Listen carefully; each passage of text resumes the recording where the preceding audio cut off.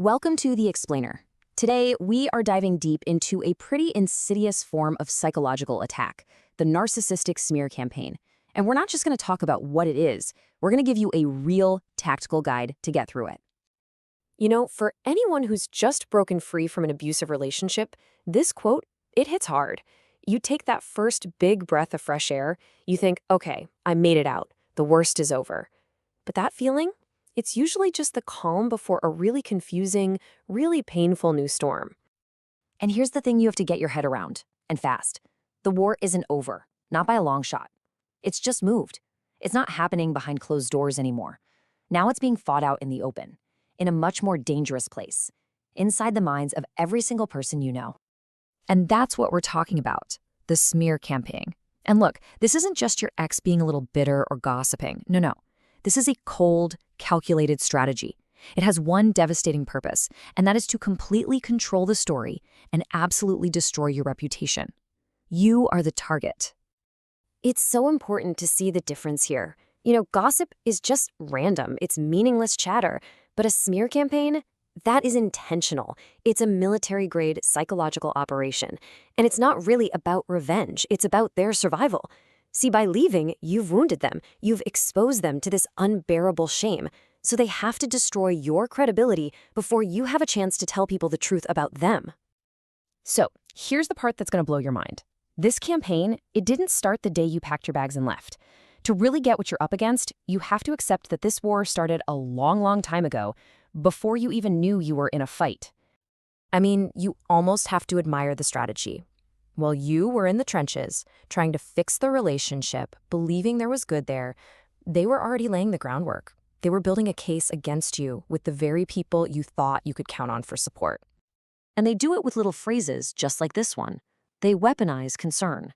They paint themselves as this long-suffering victim, and you as the aggressive, volatile one. So before you even get a chance to tell your side of the story, they've already cast you as the villain. Now, a huge part of this is that they don't do this alone. Oh no. Like any good general, they go out and recruit an army to do all their dirty work for them. These recruits, they're often called flying monkeys, and they basically come in 3 flavors. First, you've got the manipulated. These are good, decent people who've just been completely snowed by the sob story. Then there are the enablers, the ones who kind of know something's off, but they'd rather side with the bully than deal with any conflict. And finally, you've got the co-narcissists. These are the ones who just love the drama and happily act as spies. Figuring out who's who is your first line of defense. But here, and you really have to pay attention here, this is where it gets truly diabolical. The goal of the smear campaign isn't just to make you look bad. The real goal is to provoke you. You need to burn this term into your brain. Reactive abuse. This is the absolute cornerstone of their entire strategy.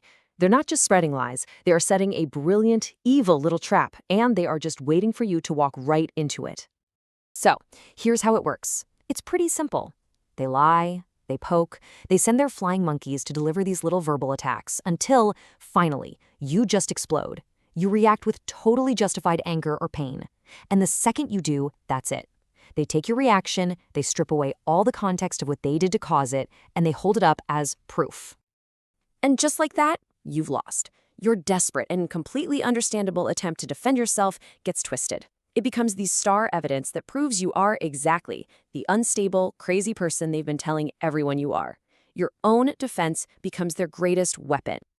So, that leads to the big question, right? How on earth do you fight a war where defending yourself just proves the enemy is right? How are you supposed to win when your own words are the ammunition being used against you? Well, the answer is probably not what you'd expect. Winning this fight is going to take a level of discipline that feels almost impossible. It's going to go against every single one of your natural instincts. But trust me, it is the only way. There are 3 protocols. They are non-negotiable. First, Protocol Alpha, the purge. You have to go through your social circle with a fine-tooth comb and cut off anyone, and I mean anyone, who might be a spy. Next, Protocol Beta, strategic silence. Do not engage. Don't defend yourself. Your silence literally starves them of the drama they need to survive. And finally, Protocol Gamma, the long game. Just live your life, and live it well. Your actions, not your words, will be what sets you free.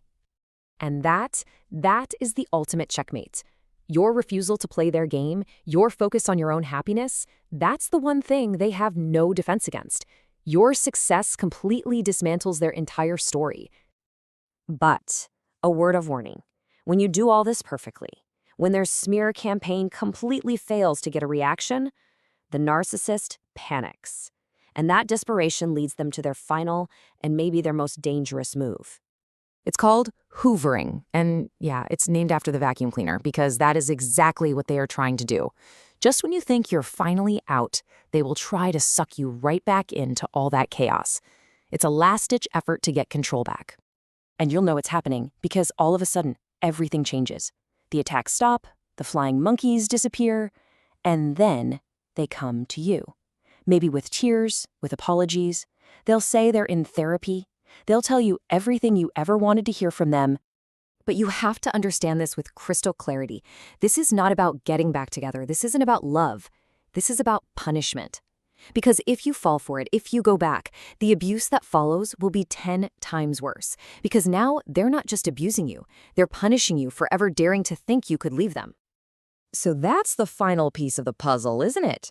Recognizing this desperate, last-minute trick for what it is. Escaping the Hoover, that's what truly guarantees your freedom. So how can you tell the difference between a real apology and this last awful trap? You have to stay vigilant, because that next phase of the attack is designed to be the most convincing of all. And we're going to break down exactly how to dismantle it in our next explainer.